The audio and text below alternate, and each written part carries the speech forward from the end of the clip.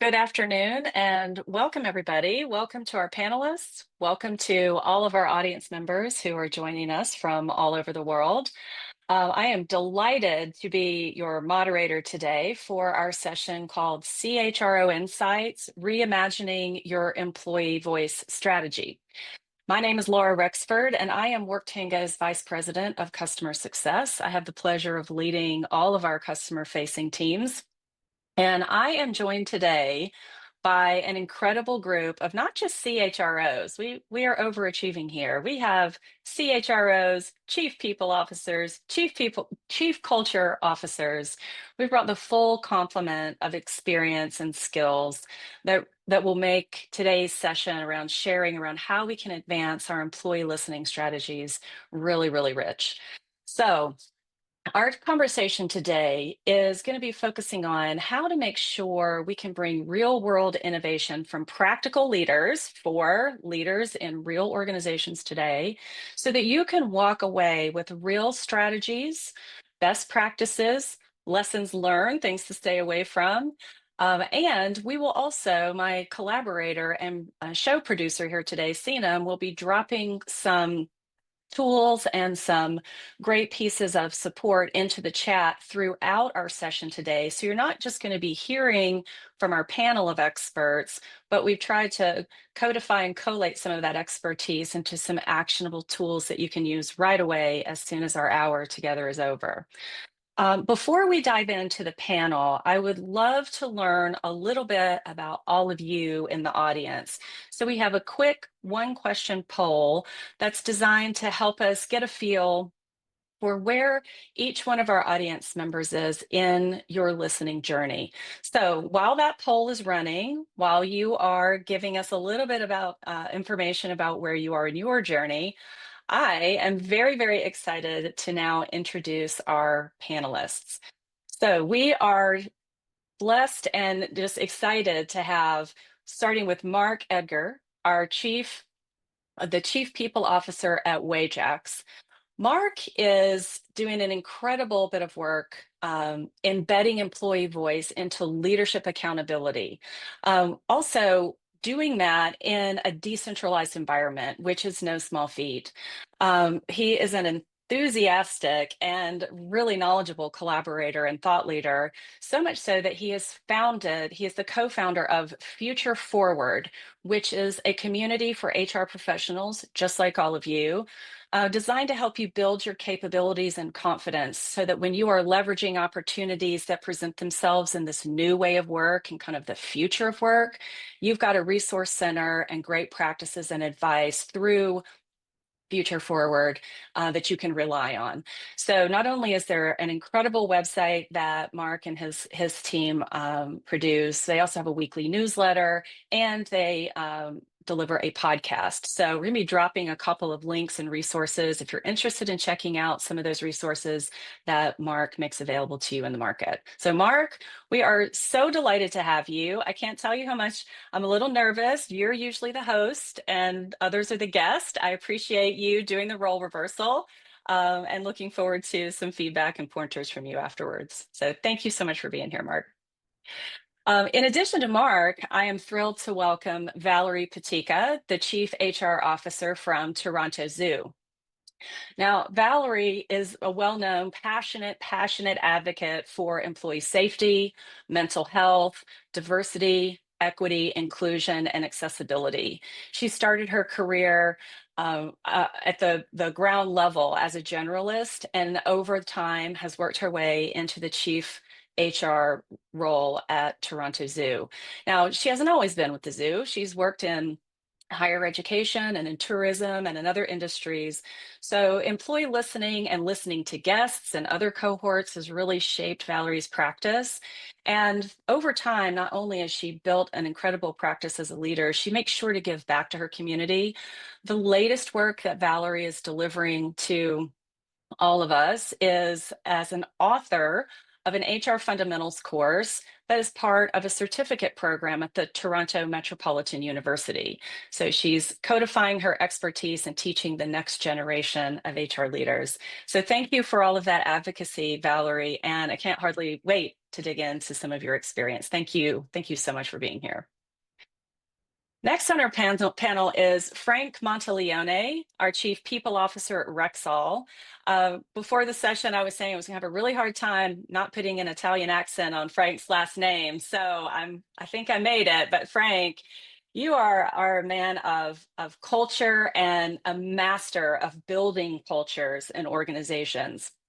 You and your team have been recognized time and time and time again with awards and industry recognition. The list is too long, but I'm going to name just a few highlights. You lead with strong integrity and have a gift for exceptional execution. So Frank, to our audience here, Frank has been essential in shaping Rexall's culture. Under his stewardship, he has led a multi-year HR strategy that has delivered the highest, most powerful, most positive employee opinion survey results and ENPS scores of all time at Rexall.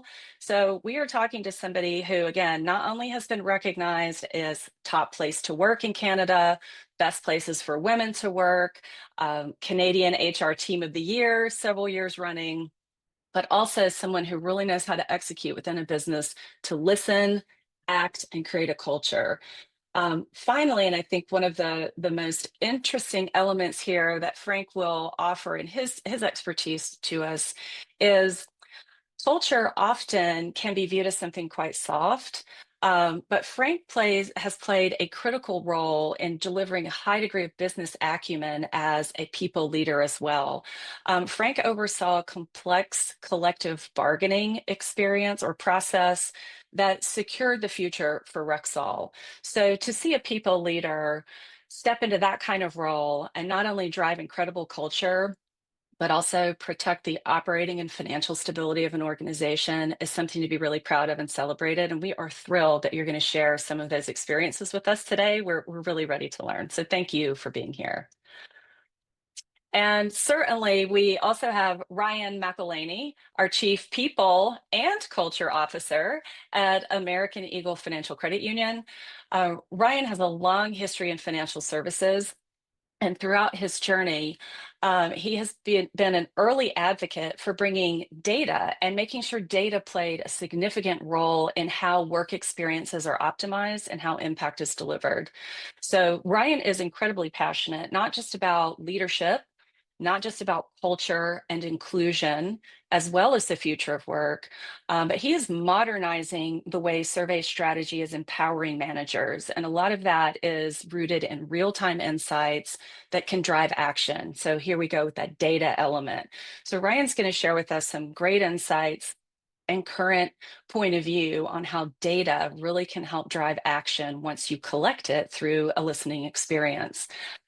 Ryan and his team have done a phenomenal job of, marrying traditional HR functions like HR and talent, along with cultural programs related to DEIB and process excellence, but again, also bringing hardcore data analytics skills and leadership into the practice. So all of those elements coming together are going to really give us a rich, I think, modern view of how we can make listening work. So Ryan, thank you so much for being here. Can't wait to dig into some of those insights. So as you can see, we're going to go way beyond just what is surveying, and we are going to get into transformation and how to really take action. So let's take a quick look at who we have in our audience. Panelists, you will be glad to know that I think we have folks who are really ready to learn from you. We've got some that are just getting started. Looks like we've got a good cohort of audience that is really active with pulsing and continuous feedback, but also a nice blend who are working more in that traditional annual survey kind of space. And so maybe thinking about how to move into those more continuous, more technology-driven scenarios. So I think you are going to be well received, and there's going to be a lot of good questions. So audience, before we dive into our panel, I want to make sure that you feel very confident and comfortable chatting in your questions through the Q&A. Let's also make sure that if you love something you're hearing, or if you have a question or an experience you want to share, the chat is there for you to connect with your fellow audience members. We will try to pull a few of those questions at the end to make sure our panelists can address some of your thoughts real time. So without any further ado, let us get into this. So let's take about 10 to 15 minutes with a couple of our panelists, and let's dig into our first category, which is our first topic, which is really talking about strategic shifts in listening. What has been changing over time? So Valerie, I would love for you to kick us off. I would love to start with you, and I would appreciate your thinking and your experience on you are coming at listening from a couple different angles. You know, you're listening to scientists, you're listening to experts in their field, you're listening to staff. You may also be listening to volunteers and other types of audiences. And at the Toronto Zoo, across that broad reach, over the last few years, you've been pursuing some initiatives related to employee engagement and particularly inclusivity. So with that diverse audience, how can we all feel connected and like we all belong? So I would love to hear how your purpose and your approach to listening, considering that diversity and considering your priorities around inclusivity, how has your approach to listening evolved in the last few years at Toronto Zoo? Okay, well, thank you for that question, and thank you for having me, and thank you to all the participants here. Hopefully I can share some really great insights. So to start, we've actually branded our listening strategy here at the Toronto Zoo, and we call it One TZ Voice. So if you don't ask, you never receive, really. We have an internal brand of One TZ, so we've just added the voice to that. So over the past years, the purpose and approach to employee listening has evolved, really reflecting a broader shift from the traditional top-down communication, toward a more dynamic, inclusive, and continuous dialogue with staff across the entire organization. So really, it's an attempt to build trust and accountability. And I think we all know if we don't have trust in an organization, that's key. It's really hard to build. But if we don't have the trust, the employees won't open up. One thing we did recognize over our journey that one size doesn't fit all. With such diversity across our roles and demographics, we have about 700 to 800 staff, and we are from doctors, tradespersons, to animal care professionals, scientists, nurses, security staff, horticulture, nutrition, like you name it. I think you can find a job here. We call ourselves a city within the city. So it was really clear from a listening perspective that there needed to be tailored approaches at the departmental and at the divisional level. So as an example, we heard the struggles with animal care professionals. So specifically for a specific division, we've implemented programs such as bringing in a social worker specializing in supporting people who care for animals. And this is part of our One TZ Cares program, which again was developed from feedback and listening to our employees. Actually, I'm really proud to say that this program has just been recognized by HR Reporter, and we were named winner of a 2025 Leading HR Teams. And, I attribute that to the work we've done and in listening and the way that employees are able to feel comfortable to come forward. So I've been at the zoo for about 5 years, but I've been in other organizations, higher education, pretty much my entire career.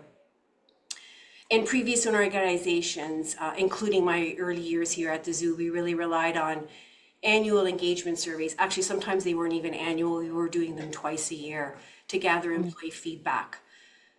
But today, tools like pulse surveys, which we've just embraced, we use it through WorkTango, they're providing some real-time insights, allowing our leaders to respond much more quickly to emerging issues and needs.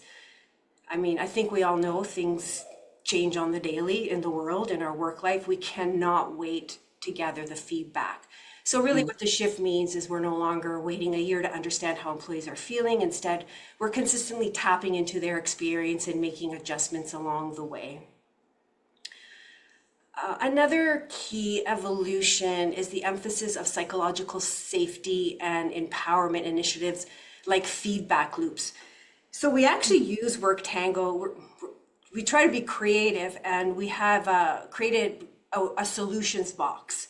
So it sounds kind of cliche, but it's a safe space where employees can share their perspectives without fear, knowing that their input could lead into real solutions.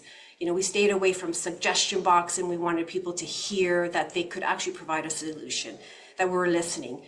So we're trying to reinforce the message that staff are not just passive recipients of decisions. They are actually contributors, and they can do this quickly. They can go on their phone. They're walking on site, they see something, and they just pop something into the solutions box, and they feel a little bit empowered.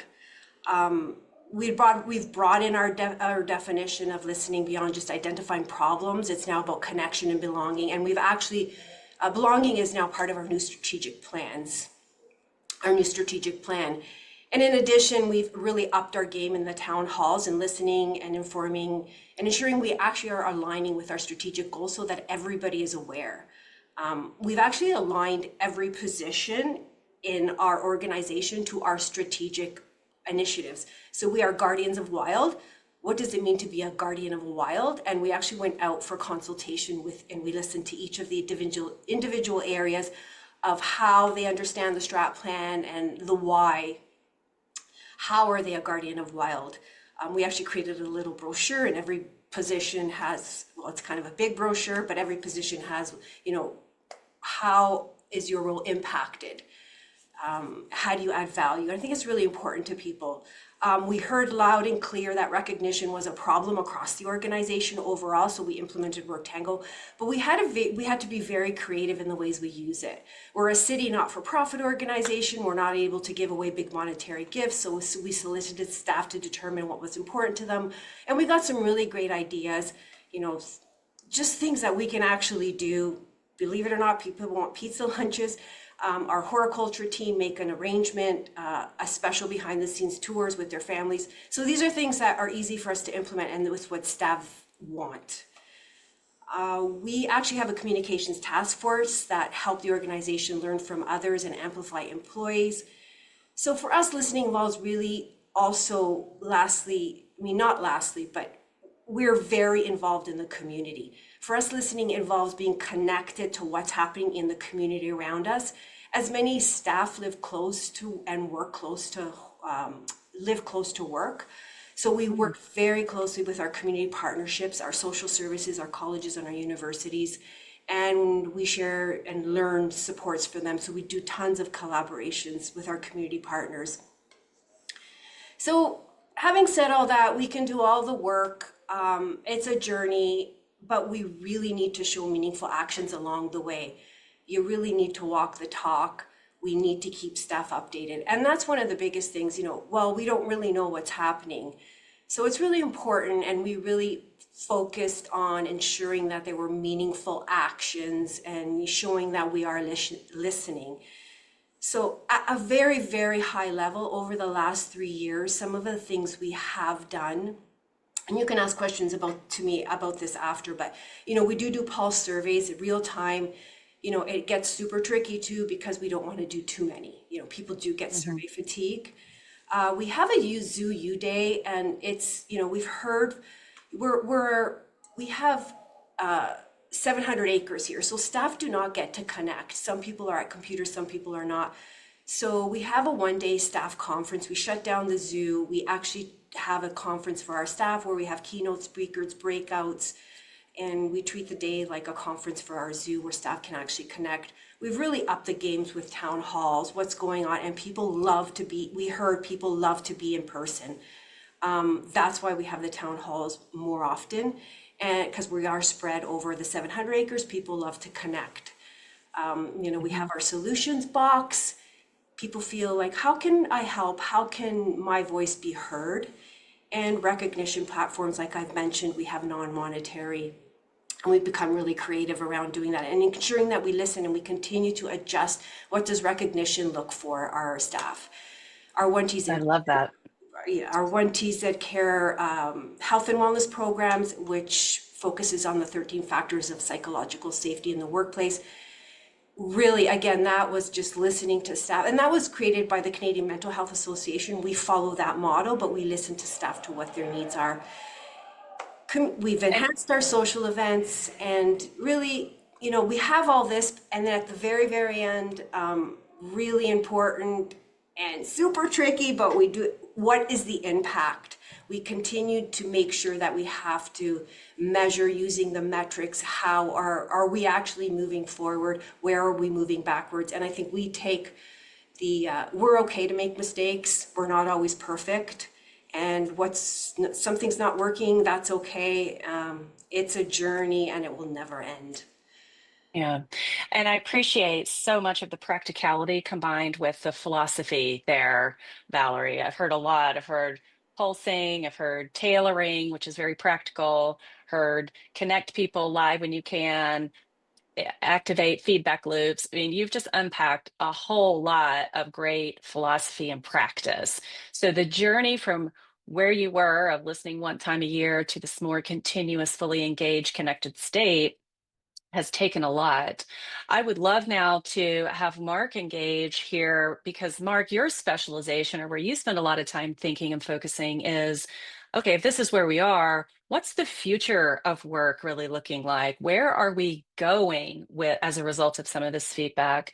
So I would love for you to weigh in, Mark, to kind of take us to that next kind of place of change and talk to us a little bit about strategies or experiences that you have or good practices for how we can capture how employees feel today with a lot of like what Valerie has just talked about and understand what they're signaling about what needs to change for them next. I would just love your point of view on how to move into that more forward looking state when we have some information from our employees. Yeah, thanks, Laura. I think it's an important question. Maybe first, again, just to thank everybody for having me today. It's great to be here with the panelists, and thanks to WorkTango for setting up the event. But yeah, no, I think you ask a really important question. I guess if we could all predict the future, we wouldn't likely be spending our is it Wednesday today? Our Wednesday Yes. afternoon listening to the session, we'd be doing something else perhaps. But it's a tricky thing to do, but I think an important thing to do, and likely a bit of a fool's errand to say that you can predict the future. I think lots of people have over time embarrassed themselves trying to suggest what might happen and it not going quite right. But at the same time, we need to make sure we have a good sense of what's ahead of us. Maybe as a tiny bit of background, Wajax, the company I'm chief people officer at the moment, they're a 167-year-old company. So we've been in Canada longer than Canada has existed, which is a bit of a crazy fact. We have 3,000 people across the country. And as you mentioned in the introduction, we're distributed across over 114 sites. So similar to Frank's environment with Rexall, it kind of presents some challenges when you're trying to work across those kind of teams. And we're constantly, I think the fact that we've been around for so long and our intentions are to be around for a long period of time into the future is through this opportunity we have to really spend time thinking about where people are at today, what are the things that are top of mind for them. I think we have to acknowledge that there's a increasing amount of uncertainty in the world that we're also Yeah. trying to contend with. And so what we're finding is that it's through a couple of things. One is regular check-ins. So not dissimilar to Valerie, we had a very kind of quite a static process that I inherited when I joined a couple of years ago, an annual survey. And we've evolved that into more of a pulse survey and then introduced other ways of getting feedback, other ways of listening to people. So that would include things like focus groups and in-person events as well as virtual Mm. listening sessions. And also we survey our people quite frequently just on very specific questions as well. So I think it's partly frequency, so trying to get a sense of what people are thinking, but then also the questions that we ask people. So Last year, we did a lot of work just trying to get a sense of where people were at when it comes to their perspectives around total rewards and how much they value different activities. So lots of the questions we're trying to give a sense of what people were looking for in the long term, what were their aspirations. Hmm. And so I think the questions you ask allow you to really start to then triangulate all these different things, all the different elements, and use that to inform your plans. And then hopefully you're in a position to, as you're suggesting, take the feedback, get a sense of what's the sentiment today, and make sure that you're prepared for the future. And I think, as part of that, we throw this word around agility, and making sure that as organizations we're agile in this dynamic world. I was on a panel recently, we were talking about a lot of the uncertainty and economic uncertainty and how we deal with that. And one of the fellow panelists said, it feels like we're in a bit of a crisis. And I guess I challenge that a little bit because I feel like this is the new normal, which I know is a phrase that, again, we perhaps overuse a little bit. But I think this is the world that we're living in. It's very dynamic. There's lots of change. And I think as HR leaders, we play a really critical role in trying to help our organizations navigate through these different periods. Love that. I think you're right that the what I'm hearing there is frequency of touch, what you're asking, and then taking a moment to triangulate and make some smart, informed decisions. Who knows what tomorrow brings? Surprises seems like every day in our jobs and in our world, but having that data to create that foresight and make your best decision, that's exactly seems like the right formula. Um, before we wrap up this section on kind of what's changing or the shifts that we've seen over time and how we've each kind of moved from a more traditional space to more continuous to now being using the data to better predict where we need to be taking our people decisions. I'm really curious, both Valerie and Mark, in your experience with more traditional kind of point in time, one time a year surveying experience or feedback or listening, tell me the place where that fell really short for you and what that was that sort of prompted you to move toward more of a continuous state. What was the real pain point that made that change happen?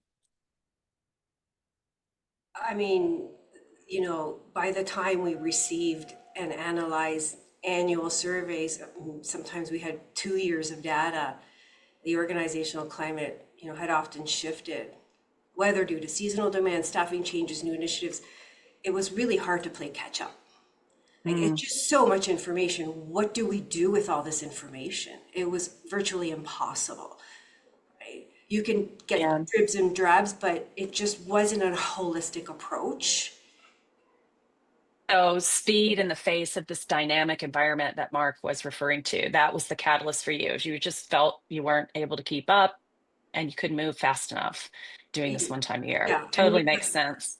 yeah, and we're having a diverse seasonal workforce, annual surveys, it couldn't really capture the different experiences and needs across roles. So we weren't really capturing the voice and listening to everybody in the organization. Mm, Yeah. got it. Okay, excellent point. Mark, for you, what was the thing that made you say we've got to do this differently?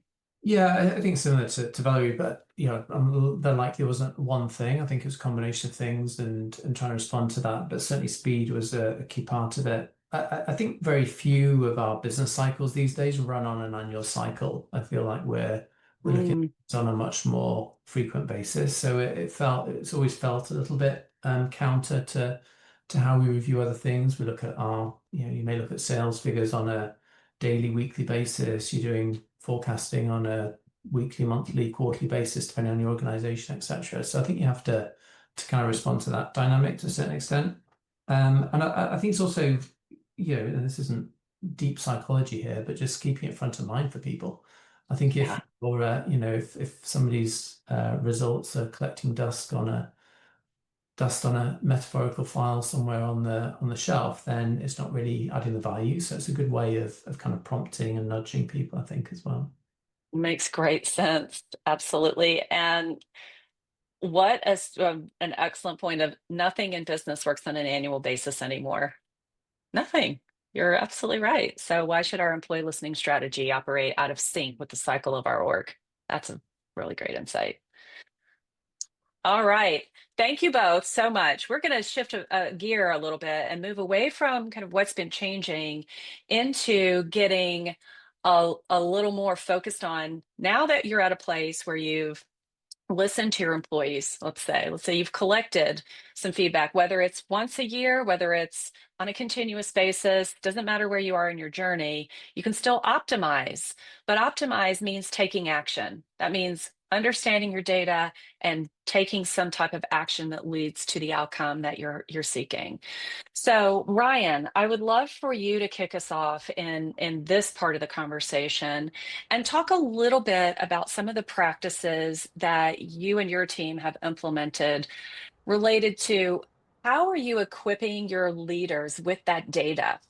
How are you getting that to them so that they are not just, I think to Mark's point a moment ago, not just thinking about that data at the point of the survey, but really having that data available to them ongoing in the day-to-day moments that really drive a culture or that drive results. Tell us a little bit about how you're making that work at AEFCU. Yeah, you bet, Laura, and thanks for the opportunity to be part of the conversation. Really appreciate it.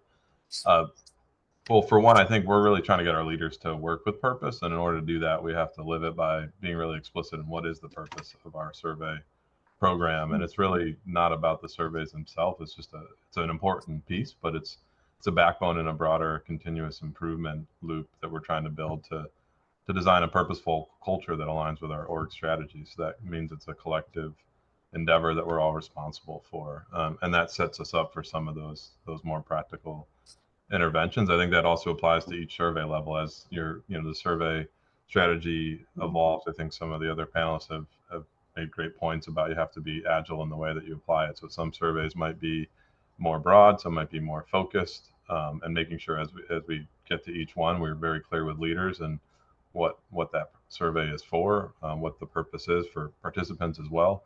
That really Mm-hmm. helps to build the right feedback and action planning protocols around it.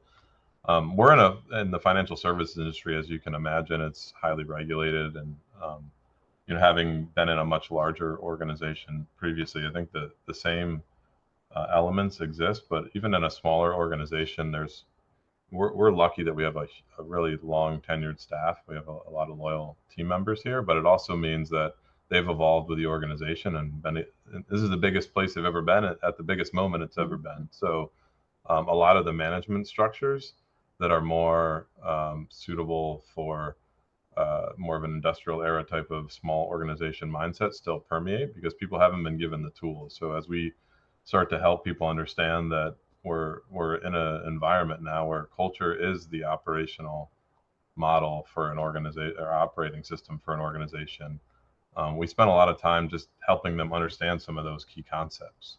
So Mm-hmm. we have a cultural forum that's once a quarter. There we have key leaders and what we consider major cultural stewards come in, and we talk everything from really high level cultural concepts, things like helping people understand that culture isn't something that's a crock pot you can just throw all the good things in. There's trade-offs, and what is our culture now? What do we want it to be in line with organizational strategy? What are some of those steps in order to get it there? Really introducing some of the key concepts that we just want people to operate in day to day. And if I think early mistakes, we stayed at that level and help people say, here's the big picture and here's why we're doing this. But again, because people haven't built that muscle in the how part, we've been really practical with even situational learnings. Like it's the middle of a day. We'll go through an exercise. In the middle of a day, you have an urgent need that you need to reach out to a team member for. What do you do? And there's the old Mm-hmm. school, like I'm just going to pick up the phone in the middle of the workday and call somebody, and that would have worked 20 years ago, but now it creates a little bit of a different psychological safety for people who are in back-to-back meetings digitally and their boss is calling them and they don't know what to do. So playing out some of those different scenarios and how do we engage differently in line with the culture we're trying to create. From a Mm-hmm. tool standpoint, a few things. One is more at a holistic level. We've been starting to survey outside of standard survey items, in terms of workplace experience. One of the ways, as an example, is we're trying to be really critical about is our delivery channel for what value we're trying to create in our communities, our people, are they getting the same value? Have they experienced the value that they're supposed to be helping deliver? So in our case, we're trying to deliver financial freedom. Does our team Mm-hmm. feel what financial freedom is? And then we're starting to build programs to make sure that they have those opportunities. We're in the middle of bringing 20 people through a program that gives them access to financial, not only financial counseling, but the emotional side of finances, financial therapy. There's Mm-hmm. 8 different tracks to help people. But our survey structure helped us to identify where those needs are, as one practical case. But I think that applies to everybody. You know, maybe you're working in a zoo.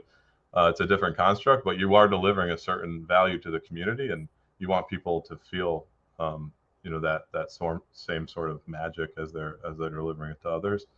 I think it was mentioned by Valerie, psychological safety. We've used Edmondson's work to create our own index for psychological safety in our, it's available information, to help measure that in our survey construct.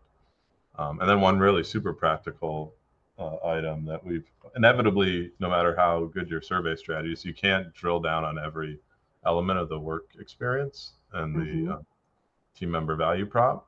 So you end up with action planning meetings where ultimately someone's facilitating and they have these thematic outcomes from the survey, but they're trying to find out more detail, and you don't want to put people on the spot and press them. So we've Right. used just some of the live polling software in our in our action planning sessions so that people can then ask questions but not put people on the spot, keep that anonymity even in the drill down there. And that's really opened a lot of doors for us where we don't have to guess, is it this or is it that?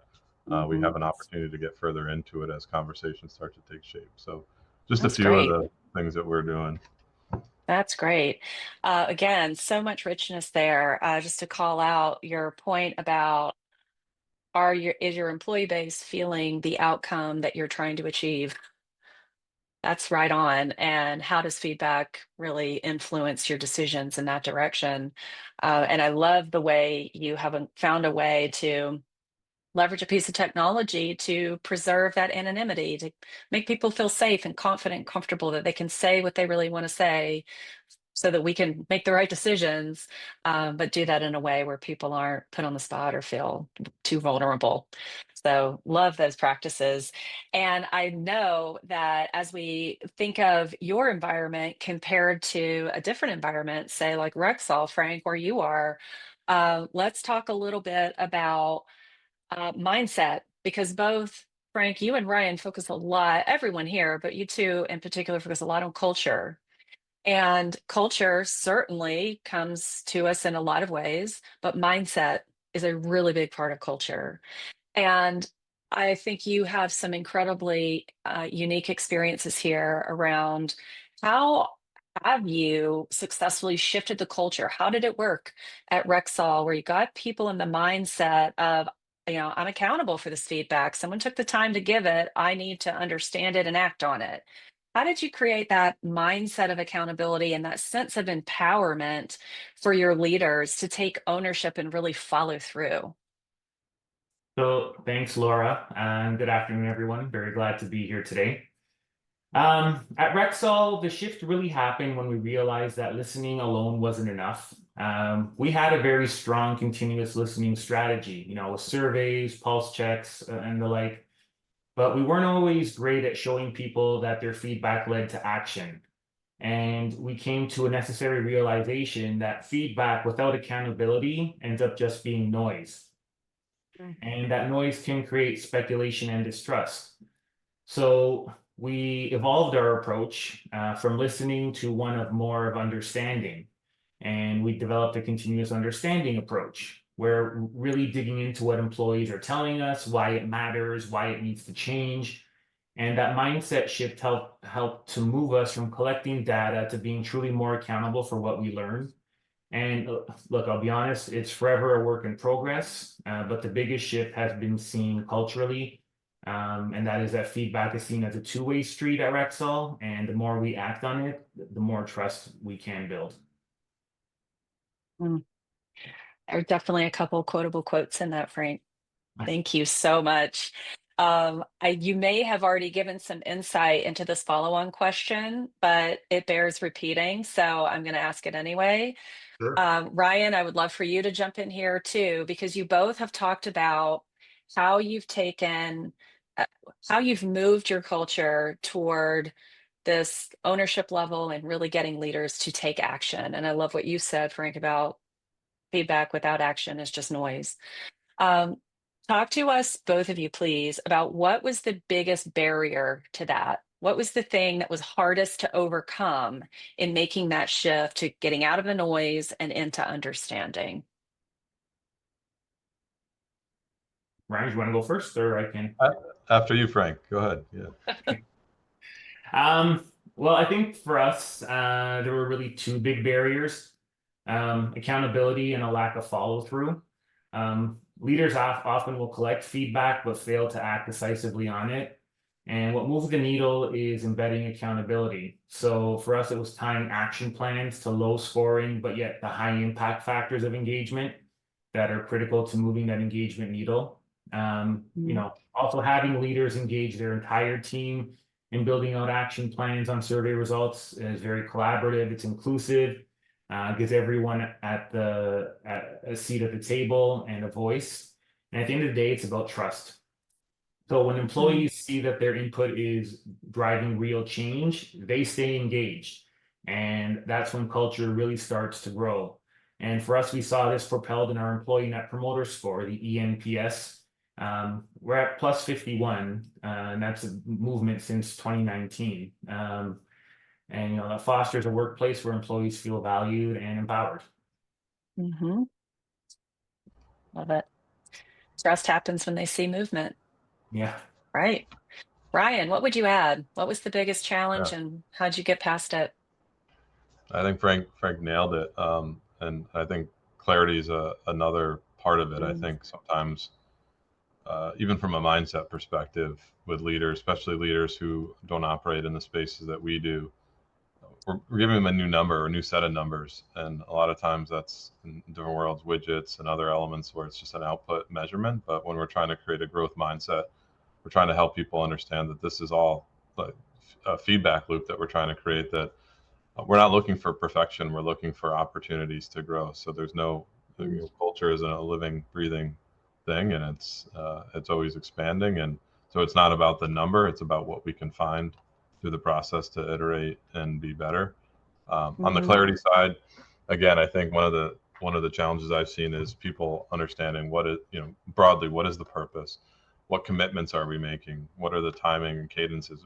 That trust that Frank referred to is always in jeopardy when you go out and survey and people have one expectation and you deliver on another, even if it is within your own, if you haven't explicitly said that. For leaders, how are we honoring these commitments?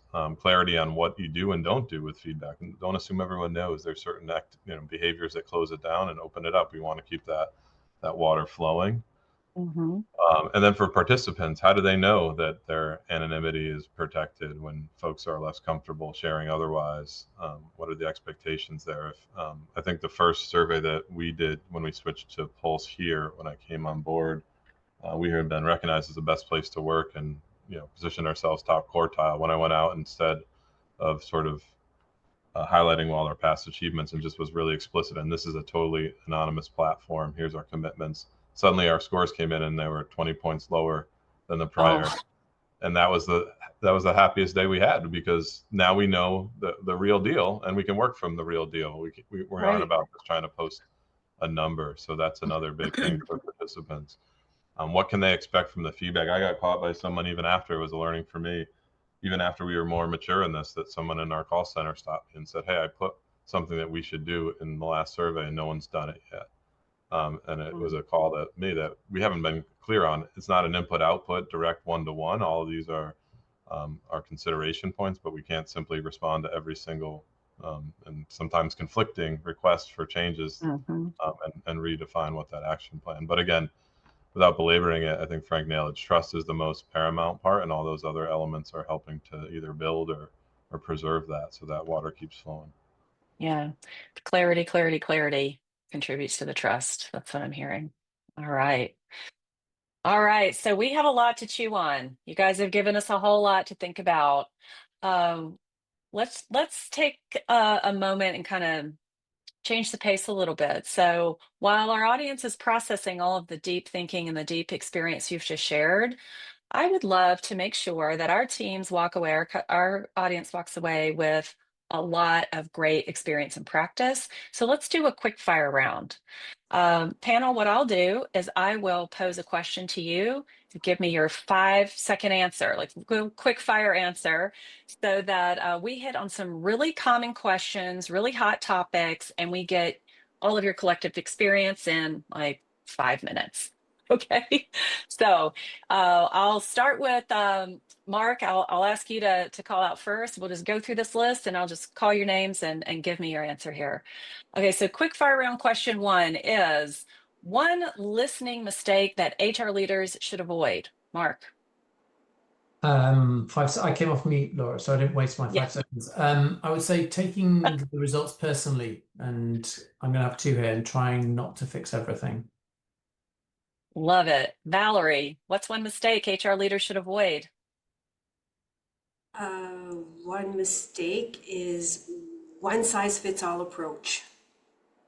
Excellent. Frank, listening mistake? Collecting feedback without sharing results or plan to act on the outputs. Love it. Ryan. I think I have to hit a buzzer or something. Buzzing in. So I think creating an us and them, I think not involving people, the whole team as part of that cultural conduit, that they're part of the action planning too. They're part of the actions themselves. Excellent. All right, let's move on to rapid fire question 2. One action that made the biggest difference in how your company uses feedback. Mark. Holding leaders accountable to action planning. Good one. Valerie? You took my answer. Okay, Okay. 2 votes for accountability. Accountability all the way. Awesome. Frank? I think tying feedback to business priorities and acting on it. Communicating to our employees, we heard you, we acted on it, so they understand that you're all following up on what you've heard from them. Awesome. Communication. Ryan? Accountability both ways. I think being responsive to the business in your cycles and the depth of the action planning, you can't overwhelm the business as well. So it's that 2-way accountability. Excellent. All right. Number 3. Mark, we'll start with you again. So be ready. One way that you help managers become better listeners. I'm going to take longer than a second here. Sorry, Laura. I saw a stat recently that said as soon as you call a leader, that they are likely to speak in meetings 300% more than everybody else, which is staggering. Wow. So there's a lot of context. It's CCL's research. So mine would be around building more self-awareness. I think that's critical. Amazing. I love that. Valerie, So I think one way you help managers become better. I think understanding that managers don't always have to try to jump to a solution. Just receive it. Just Right. receive. Just receive. Love that. Very insightful. Frank, one way you help managers become better listeners. I think you have to equip them with simple tools and training on how to do real-time check-ins and follow-ups and how to be accountable. Make it real time and teach them how. Ryan? I go back to that growth mindset, helping them understand that the outcome is to hear, period. That's it. Love it. Okay. One metric that proves your listening strategy is working, Mark. What's the one metric? People used to tell me it was the number of people that participated, but I've always disagreed. I think it's the confidence that action will be taken. Amazing. Valerie, for you? I think more staff filling out surveys now, greater response rate. Okay, response rate. Frank? Well, our current employee engagement score is 86%, which is a 42% lift from where we were in 2017. That's a pretty powerful metric. Yes. Engagement metrics. Okay, Ryan? Wow, that's just wow to Frank. And I'm with Mark on the action being taken, but I'm also proud we have rebounded and then some to be a top quartile. So our engagement lift is a big number we look at. Fantastic. Okay, guys, hang in. We've got one more. Mark, one emerging trend in employee listening that you are most excited about? It's probably AI related, but I find it hard to get excited about everything AI related. So I'm going to say using employee listening to inform a much broader change to the people experience. So it's kind of one leg of the journey to just truly make world better, make work Yeah, better. love it. Make work better, more strategic, and the impact. Valerie, how about you? What's an emerging trend you're excited about? I mean, I'm going down the AI road, the ability to have high quality data collection and measurable outcomes, using AI to really help you bring things along. Perfect. Frank? For me, it's also AI. I'm looking forward to the AI powered sentiment analysis to provide Hmm. what's important to our people. Very excited about that. Yeah, who isn't looking forward to not having to comb through comments anymore? Like, let's all give a thumbs up on that one. Let AI do that work. Appreciate the person on your team that does that. For me, it's We'll pass that along. I'll pass that along. Ryan, what's one trend you are really excited about in employee listening?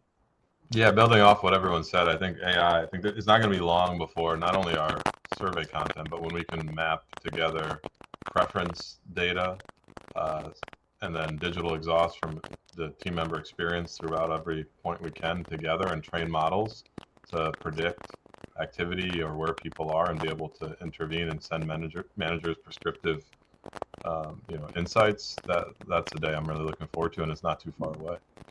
It is not. And there it is. If he didn't get it in his bio, Ryan also leads the data analytics team, and that just came right out. Okay, thank you guys so much for sharing quick insights. We covered a lot of ground in just a couple of minutes. So as we move toward the last few minutes of our time together, I'm going to ask just one final question that I would love all four of you to weigh in on. We've got about 9 minutes left, so try to keep your answers to 1 or 2 minutes. And then hopefully we'll have time for an audience question. So if we know that culture matters, we know that action matters, we know that trust and safety matters, we also know that how our top level leadership views employee listening as a strategy also matters. So I would love, let's start with Frank and Ryan. I would love for you guys to talk a little bit about when you are speaking to your executive teams and you are maybe even talking to your board member. How are you talking to them, or how are you helping them embrace the idea that employee listening is not just an HR initiative? This is a business outcomes strategy. How are you winning those C-suite leaders and really getting their full support? Ryan, do you want to start? You're the leadoff guy, Frank. Oh, geez. That's in your hands. Let's stay in the habit. Um, it's a holistic approach, and the executive team is always part of the conversation. You'll always hear it from our president and CEO, and you'll hear it from me. Our people are the reason we succeed, and they have to feel that they're a priority, that they're not just being heard, but they're being understood. Most recently, we actually implemented a monthly Ask Me Anything session where the executive team fields employee questions in an open and candid panel. We get on a meeting very similar to this, a virtual one, where you have a bunch of people, 7,500 plus, sign on and just throw questions at you. And it's coming at you. I mean, this has fostered transparency, trust. It's an open and candid panel, and it's very much in the moment action that's visible by employees at all levels. We never have a shortage of questions to fill the hour. So it just adds to our diverse mediums for feedback and ensures everyone has a voice that can be heard. And at the end of the day, it helps to create an engaged workplace. Outstanding. Outstanding. I thought my rapid fire section was exciting. An hour of that? That's Yeah. awesome. Ryan, how about you? What would you recommend? Yeah, even obviously the correlation to the business results is huge. I would say we have engagement and a leadership index, which is psych safety and our leadership practices on our balanced scorecard. But I'd say beyond that, being able to on the quantitative side go through the whole funnel. Here's what we think is important, and here's how it leads to that uplift, and then the business result. Take the same discipline that we would in any other financial measure or anything else, and the underlying operational measures that lead to it. I think that's really Mm-hmm. important to have that same level of discipline. Going down maybe more to the qualitative side, um, there's a couple there's some value in some wow factor when you can, for example, we've created derived fields where we can say, hey, there's a manager reporting to somebody in a different generation. How does their communication scores differ when there's cross-generational relationships? Or and Mm. being able to highlight the things that used to be anecdotal to say, hey, this generational issue we're hearing about, it's not a fake thing, it's a real thing. We have the data to prove it, and that's why we're making this intervention. That even at the board level, people get kind of excited by that. And even further down that road, we've brought people into the boardroom to highlight some of our cultural investments. We have our call them one team resource group, but employee resource group leaders were highlighted in our inclusion update, and they proactively kind of on their own just said, hey, the culture from where we were 3 years ago to where we are today, thank you for whatever you've done with the leadership team to make it what it is. That matters Mm-hmm. more than all the data that we can provide too, because it hits people in the heart, and ultimately that's what it's all about. So just a couple Mm. things beyond the data as well. It's terrific. Terrific. All right, so now let's close it out in the last couple of minutes, Valerie and Mark. So we just talked about the executive ranks. We talked about the board. Let's talk about more the front line and those leaders in the businesses that are making results happen. Can you share with us an experience or practice that you have come across over time where something was surfaced in your listening efforts that really caused the leadership across the business to change, and in that change delivered an outcome that was unexpected? That when you can engage that leader level across the business, what was that experience and what was it like? Shall I go first? So really a clear theme emerged over time. What we heard was we need more time. Our staff need more time. They need more protected time, space to think and plan. We have a very aggressive 3-year strategic plan. The challenges, of course, was how do you give people more time within the working, work-life balance within the working day? How do you structure that? So in a response, we launched a new initiative. We listened and we launched a new initiative, and we consulted with managers, directors, supervisors, and we actually now call it GAO Time, Guardians of Wild. It's a weekly block every Monday from 1 to 5, during which no meetings are permitted. And people are actually, this time is reserved specifically for focused strategic work and collaboration. Staff are encouraged to work wherever they feel most productive. And really through this, it's the early stages, but we have had a noticeable impact. Anecdotally, staff at all leadership levels report a positive shift in the organization's vibe. So it's Mm-hmm. something we're trying out, but I think this protected time, we've listened to people need that time to work on specific goals and strategy, and we'll see how it goes. As we approach the busy season, I don't know if it's going to work, but we're trying it. That's right. You got to experiment. Excellent. Mark, what would you add? Conscious of time, Laura. So maybe just quickly, I kind of mentioned earlier the some of the total rewards work that we did. I think that really did help change people's perceptions around what our people value. I think Mm-hmm. it's always important to kind of challenge some of the assumptions we make. So people felt that it was all about the extra buck they could earn by walking down the road to a competitor, but we actually realize it's a much deeper sense of value that people have in the whole. Mm-hmm. So I think if we don't listen, if we don't ask those questions, if we don't leverage the platforms like WorkTango as we do, then you're never going to get that information to get those insights. So that was a key one for us. Perfect. Okay. Thank you all so much. I think this has been such an incredible gift of your sharing of wisdom, giving us quick fire answers that we can take away. For our audience, please be aware we will compile as many of these great nuggets of wisdom and these quick practices and heavier points of wisdom. We will compile that in a follow-on and make sure we do our best to give you something you can refer back to. Also, if you in the audience are interested in going a little deeper and kind of figuring out what could our listening strategy look like now that we've heard from our panel, then feel free to book a listening strategy with one of our experts at WorkTango, who can help kind of guide you through a conversation that may be really powerful in terms of reimagining your own listening strategy. And then finally, if you want to continue this conversation and continue learning, we are running another webinar in June that is a CEO panel. So you get a little more insight of kind of how CEOs are thinking about employee engagement and employee listening.